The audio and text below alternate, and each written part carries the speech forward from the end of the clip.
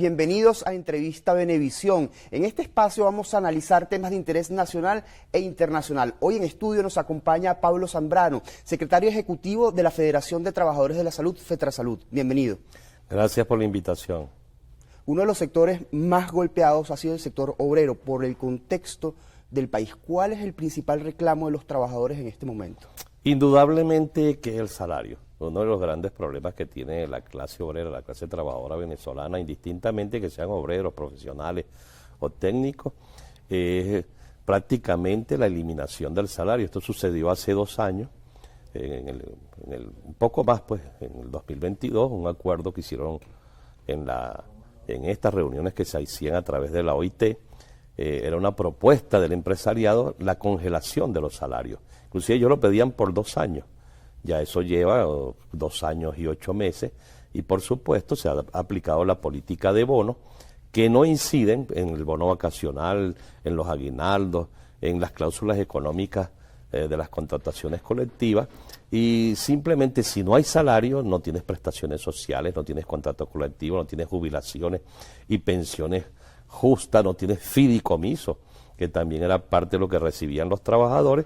Y eso es lo que estamos solicitando, inclusive el reclamo muy claro para el gobierno nacional, y se lo decimos precisamente al presidente Maduro, urge un aumento de salario para los trabajadores. Estamos muy afectados. Fíjense que en Venezuela suceden cosas cada día que afectan más al ciudadano de a pie. Esto del dólar, estas diferencias de 10 dólares entre el dólar oficial y paralelo. Hay infinidades de comercios que le cobran a los ciudadanos con el dólar paralelo y por supuesto en la administración pública todos reciben el salario indexado pero al dólar oficial. Cuando vas y compras con 10 bolívares más se te afecta, pero también te afecta el IVA.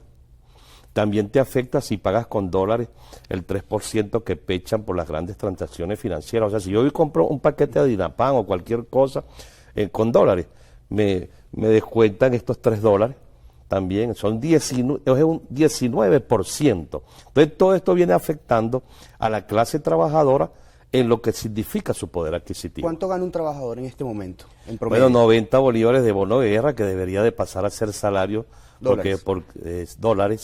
Dólares que debería pasar a ser salario porque es un pago continuo, los 40 de Cestatique, que es el único bono legal porque está soportado en una ley en las contrataciones colectivas, más el poquito de salario que está en un orden de unos 3 dólares. Si vamos al paralelo, baja a 2 dólares y pico, con eso haría un promedio de unos 140 dólares al mes. ¿Y a cuánto aspira la clase obrera? Bueno, que se cumpla con el artículo 91 de la Constitución. Yo he visto muchos gobernantes y políticos que dicen que fuera de la Constitución nada, pero el salario sí. O sea, el artículo 91 te dice claramente que el trabajo tiene que ser digno y suficiente. Y eso no se está cumpliendo en el país. ¿Han adelantado conversaciones con el Ejecutivo Nacional en este sentido, para aumentar el salario de los trabajadores? Fíjate, con el Ejecutivo yo no puedo negar que a mí se me reciba. Pues. Yo donde voy, de verdad, he sido atendido permanentemente. Ahora, cuando se tratan de reuniones para tomar decisiones, por ahí se está hablando de una ley antibloqueo de la clase obrera, donde vienen algunos cambios, digamos, en el orden laboral. En esas simplemente las reuniones son entre el gobierno y los sindicatos afectos.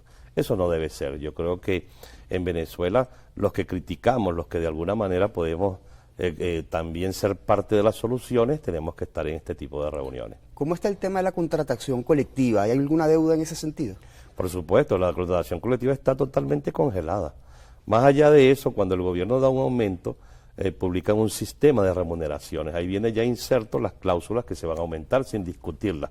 Simplemente, si aplica el aumento, eso va a la escala de sueldos, que serían los técnicos profesionales y trabajadores administrativos, a los tabuladores de obreros y, por supuesto, a las cláusulas económicas de la contratación colectiva. El contrato tiene que discutirse. Fíjate que las cláusulas sociales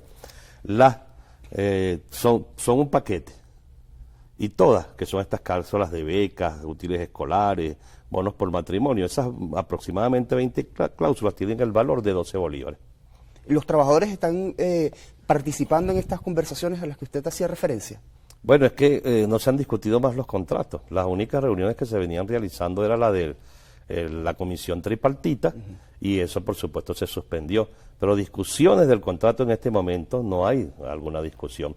Tenemos el grave problema también de la centralización de las nóminas en el sistema patria, y eso nos ha afectado mucho porque eso golpea los pagos a terceros. Por ejemplo, las cajas de ahorro no reciben las retenciones correspondientes. Hay problemas con los pagos al seguro social, a la vivienda.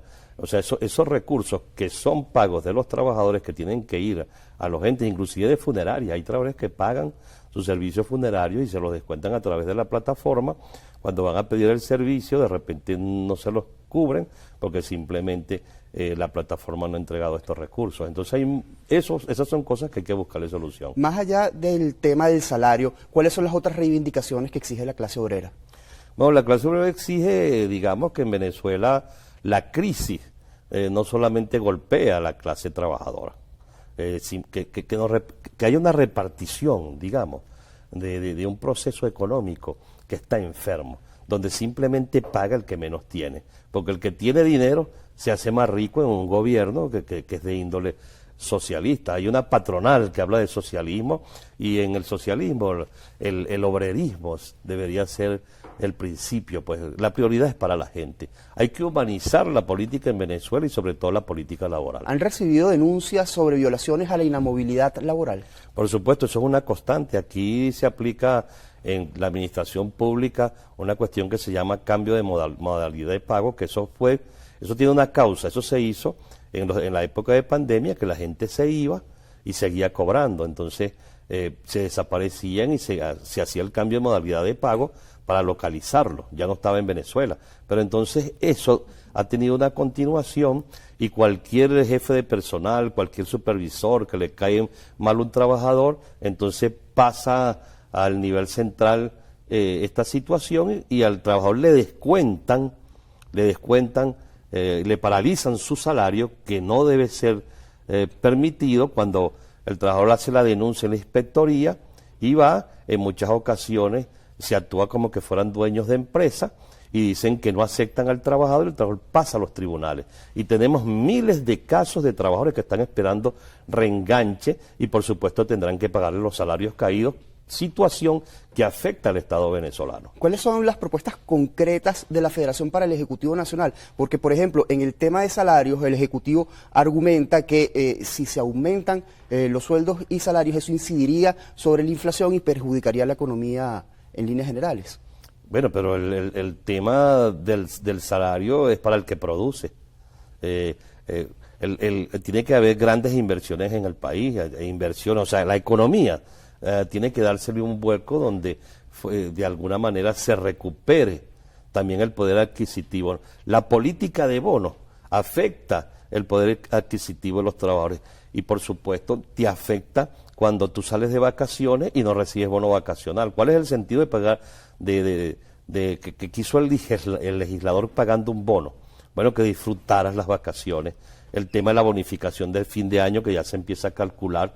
Igualmente los trabajadores no van a tener para qué, para los gastos de diciembre. Pero lo peor es que ahorita, en este momento, los trabajadores tienen que comprar útiles escolares, uniformes, y los trabajadores con lo que ganan, por supuesto que no tienen el dinero suficiente. Entonces, ¿cuál es la propuesta? Buscarle solución en esta crisis a la enfermedad de la economía. Tiene que haber mucho diálogo, tiene que haber mucho entendimiento, porque la política no puede servir simplemente para que los países se hundan, tienen que servir para que los países progresen. En otro tema, ¿cuál es el estado de la infraestructura hospitalaria en Venezuela? Le pregunto a usted en su condición de representante. Bueno, hay mucho deterioro, por supuesto, y no voy a decir si se han hecho inversiones en los centros de salud. Inclusive hay algunos hospitales que se han inaugurado y lo vemos, pero en el caso de las infraestructuras, por falta de mantenimiento, se van perdiendo.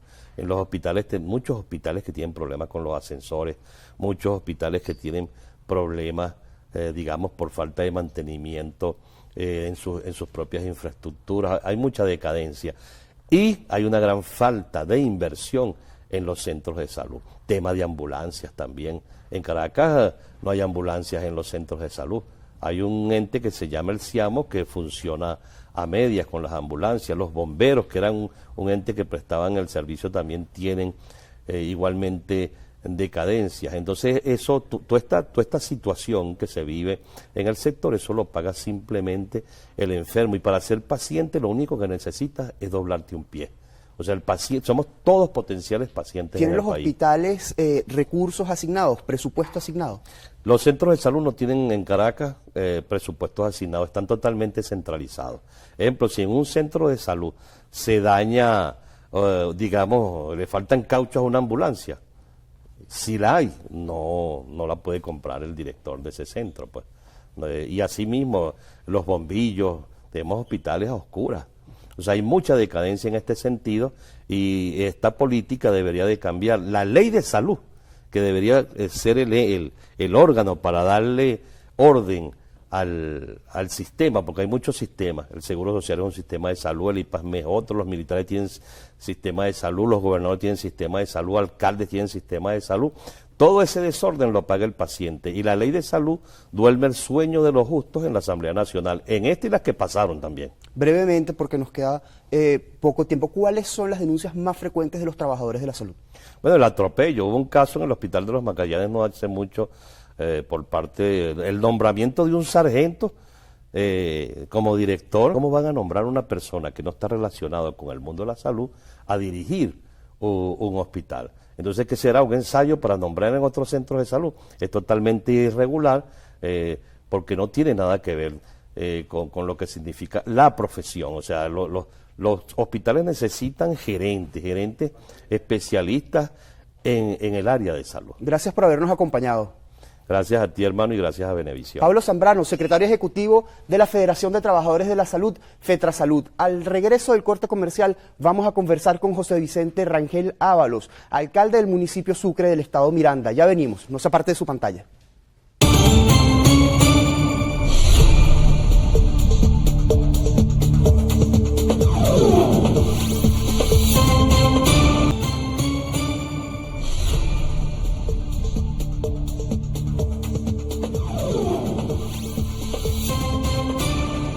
Como indicamos antes del corte comercial, en esta segunda parte de Entrevista a Venevisión nos acompaña en estudio el alcalde del municipio Sucre del estado Miranda, José Vicente Rangel Ábalos. Bienvenido. Muchas gracias por la invitación.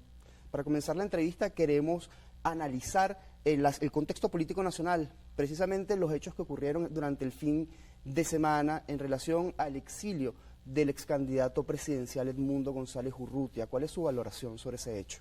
Mira, me parece que ha sido una actitud sumamente cobarde, ¿no? Irse, dejar a un lado las leyes venezolanas, no enfrentar las citaciones que tenía por la fiscalía, que podía ir con sus abogados y todo eso para defenderse, y tomar la posición de irse. Ya por allí están diciendo, creo que el día de mañana va a haber una sesión en el Congreso Español, donde el partido que está proponiendo la sesión está pidiendo que que nombren a este señor como presidente de Venezuela, en España. Y ya unas personas, unos venezolanos que están en España, están pidiendo que haga la juramentación en la Plaza Mayor. Bueno, qué ridiculez más grande. Salimos de un Guaidó que se autojuramentó en una plaza de las Mercedes y ahora quieren juramentar a este señor en una plaza en España. ¿Hasta cuándo estar en lo ridículo de la oposición? Yo creo que una vez más están engañando a los sectores que han apoyado a esos sectores de la oposición y en vez de tener una posición de hidalguía firme, entonces se van por huir y hacer la segunda payasada ante la juramentación y se declaran presidentes en el extranjero. ¿A dónde vamos con eso? En otro tema, usted ya tiene 16 años como alcalde del municipio Sucre. ¿Podría hacer un balance de su gestión durante este tiempo? ¿Cuál es el secreto? ¿Cuál es el secreto? ¿Cuál es el secreto? El secreto. No se lo digas a nadie, que no lo escuche nadie. Pero bueno, el secreto es estar junto a la gente, estar todo el tiempo con la gente. Es estar en la calle, es hablar, es recorrer sus sectores, es entrar en la vivienda, es ver el problema social que pueden tener. Y viendo eso es donde uno construye la respuesta. bueno, si el problema es tal, vamos a invertir allí, vamos a buscar los recursos, vamos a construir tal cosa. Es eso, no es quedarse en una oficina. Es muy agradable muchas veces estar en una oficina con aire acondicionado, un buen mueble, pero ahí te alejas del país, te alejas de tu comunidad que está creyendo en ti. ¿Y sabes qué? Hay que ser humilde. Uno como alcalde tiene que ser la persona más humilde del municipio, del territorio. Y Sucre es un municipio sumamente grande, es un municipio que tiene el tamaño poblacional de la gran mayoría de los estados en Venezuela, un municipio que tiene alrededor de 1 millón de habitantes. Y es donde uno menos tiene que ser engreído, sino humilde. Yo podré tener todo el nombre que tengo, que lo heredé de mi padre. Yo podré haber tenido muchos cargos públicos, ¿no? Y haber sido constituyentista 2 veces, etcétera, diputado, etcétera. Pero eso no me lleva a mí a ser superior a otra persona. Eso me tiene que llevar más bien a mí una enseñanza de humildad. Todos somos iguales. Cualquier hombre, cualquier mujer, todos somos iguales. Tenemos que partir de ahí. No que una persona porque tenga un apellido puede creerse por encima de otro. No, señor. Se acerca la temporada de lluvia. ¿Qué medidas está tomando el municipio para evitar el colapso de drenajes, de vías de comunicación, incluso de viviendas que vimos en estos días, Sí. algunas inundaciones debido a la lluvia? No, y lamentablemente sufrimos un problema en El Encantado, donde unas 8 viviendas tuvieron problemas de derrumbe. Tenemos problemas. Bueno, tenemos las brigadas activas y limpiando drenaje, limpiando torrenteras, porque lamentablemente hay gente que no ayuda y la gente tiene que ayudar. La gente no puede estar tirando cachivaches, enseres, etcétera, etcétera, donde tiene que circular libremente el agua para que no ocurran este tipo de cosas. Y yo me he dado a conocer en el municipio por tratar de tener un municipio con una gran salud. Y si caemos en el problema de los derrumbes y todo lo que te atañe a eso, pudiéramos pasar por un lado los problemas de la salud. Para nosotros ha sido vital la salud del municipio. ¿Cómo está funcionando el Pérez de León? Excelente, excelente. Parece una clínica privada. Tenemos lo que tiene que ver con todas las enfermedades, con todo lo que tiene que ver con una persona para que le puedan servir lleno de medicamentos. Allá no es que tú vas allá porque tienes una dolencia y entonces te dan un récipe. Tenga este récipe. Nosotros hemos cuidado tanto que el Hospital Pérez León como casi la red de 30 ambulatorios tengan su parte de sus médicos, sus enfermeras, sus equipos y además tengan su medicina. Que no es que vayas, como te dije anteriormente, te vaya a dar un récipe y vaya y compre eso allá. Y a lo mejor está costoso, a lo mejor no lo consiguen. Nosotros eso lo tenemos muy cuidado. Y además nosotros hemos seguido creciendo esa red de salud. Ya la semana pasada inauguramos la 2ª clínica odontológica. Tenemos una clínica odontológica subiendo por el Llanito, ¿no? Que hacemos todo tipo de tratamiento, todo tipo que tenga que ver con la boca.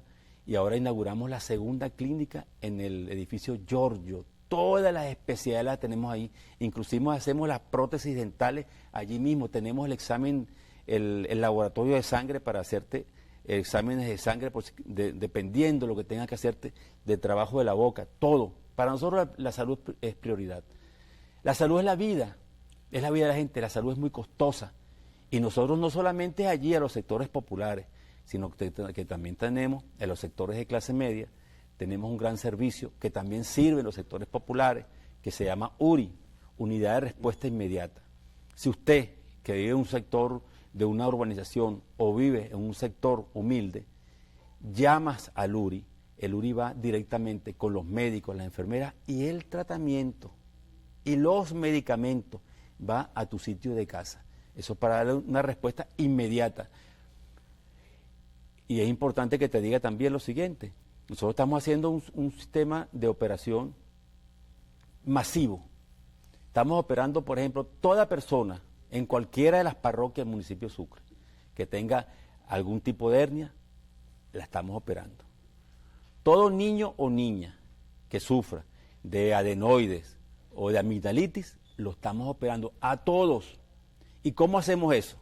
Nosotros no es que tenemos las puertas abiertas del de un hospital, del Pérez de León o un ambulatorio, no. Nosotros utilizamos, en el buen sentido de la palabra, al poder popular. Y el poder popular, llámese comuna, el consejo comunal, etcétera, va casa por casa a preguntarle a toda persona, ¿usted necesita una operación de hernia? ¿Usted tiene un niño o una niña que tengan problemas de amígdalas? ¿Usted tiene problemas de cataratas? Estamos operando todas las cataratas del municipio de Sucre. Todo. Eso es lo importante, eso es lo distinto de cualquier otro programa que se pueda hacer en el país, que es nosotros mismos, el Poder Popular, que hace todo eso. ¿Cómo están funcionando los otros servicios dentro del municipio? Por ejemplo, el transporte público, la seguridad ciudadana. Ya. Te la voy a decir después que termine una partecita. Ya estamos por inaugurar el banco de sangre del Hospital Pérez de León 1, que es el de nosotros. Inaugurando el banco de sangre vamos a poder hacer operaciones mucho más complejas, esterectomía, operaciones de próstata, etcétera. Porque en esas operaciones el paciente pierde sangre. Entonces tenemos que tener nuestra propia sangre para poderle suministrar sangre al paciente. Entonces también ya vamos a empezar en pocas semanas operaciones de próstata a los hombres, esterectomía a las mujeres, todo. Queremos tener un municipio sano. Y a lo que tú me decías, bueno, hay un buen servicio de transporte público que funciona bien, hay un buen servicio que tiene que ver con todas las paradas, hay un ordenamiento municipal que tiene que ver con todo eso, ¿no? Falta poco para que comiencen las clases. ¿Cómo se preparan las aulas del municipio Sucre para este inicio de actividades? Sí, ahí tenemos una operación combinada entre el gobierno nacional, el gobierno regional y nosotros municipal en abordar las distintas escuelas, ya sean nacionales, regionales o municipales, para el mejoramiento de todas ellas. Sobre todo el problema, como son las escuelas tienen tanto uso por tantos muchachos que hay, problemas de alumbrado, problemas en los baños, problemas de agua, problemas de filtraciones, y se está abordando. Ahí nosotros hacemos, mira, en el municipio tenemos muy bien definido el funcionamiento de un municipio. Hay la educación, hay la seguridad, hay el ordenamiento de nuestras calles, como tú nos acabas de mencionar con los autobuses, hay lo que es toda la redoma de Petare que se ha puesto bella y hermosa, y vienen sorpresas este mismo año para la redoma de Petare. Va a ser más bella y más hermosa, y lo tenemos calladito, que nadie lo sepa. En otro tema, ¿cómo está la recaudación de tributos en el municipio de Sucre? ¿Se está aplicando la ley de armonización tributaria? Se está aplicando esa ley, se está aplicando. Allí se le bajaron los tributos a varias empresas, número importante de empresas, cosa que yo no vi que hayan bajado el precio de ciertas cosas. Nosotros le bajamos los tributos y ellos no bajaron nada. Eso yo creo que hay que examinarlo, ¿no? Pero bueno, nosotros cumplimos con esa ley, estamos haciendo importantes revisiones de toda materia tributaria y pidiéndole al empresario que el empresario pague sus impuestos. ¿Cómo vamos a tener calles sin hueco, alumbrado, que mejore todavía más de lo que queremos que mejore la parte de salud? Queremos más todavía. Bueno, tienen que ver por ingresos municipales, tener una mejor policía, tener mayores patrullas, mayores motos, son con ingresos municipales. Ya se nos acabó el tiempo, pero brevemente, antes de finalizar la entrevista, se acercan elecciones regionales y municipales. ¿Piensa lanzarse a la reelección? Eso no lo digo yo, eso lo dice la comunidad, el pueblo, el ciudadano, si quiere, si no quiere. Nosotros somos unas personas que estamos prestas a lo que ellos digan. Lo que ellos digan nosotros lo hacemos. Nosotros dependemos del pueblo. Gracias por habernos acompañado. Gracias a ti. José Vicente Rangel Ábalos, alcalde del municipio Sucre del estado Miranda. A usted, gracias por su atención. Continúe bien informados con Noticias Venevisión.